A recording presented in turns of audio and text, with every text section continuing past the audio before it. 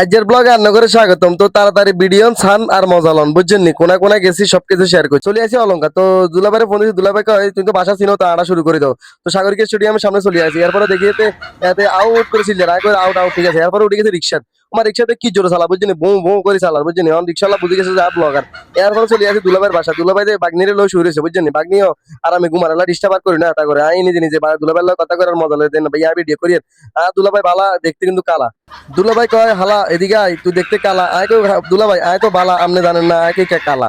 আচ্ছা যাই হোক, এখানে মজা করে দুলাভাইয়ের লগে কথা কই। এরপরে বাড়ি গেছি কোনায় সাগরিকা স্টেডিয়ামের সামনে দিয়ে জামা এখানে সাগর ভাত। তো সাগর ভাত দেখছেন সাগরিকা স্টেডিয়ামের ভিতরে অনেক কি এর খেলা ওর এমনিতে ব্যাগে কলা দিয়ে উত্তর উত্তর ব্যাগেন সার। আচ্ছা বুলিয়াখালীর ভিতরে ঢুকে গেছে, ঢুকি দেখে তিনের ডাব্বা তিনগে হালাইতে মানে বেগুন তিন মেরে হালাইতে লেভেলে সার্গে স্পিড হেলোবে বৃষ্টি দিয়ে শুরু করছি। ওমা দেয় কিচ্ছু আলাদা আর নেই। এরপরে মিশে গেছে।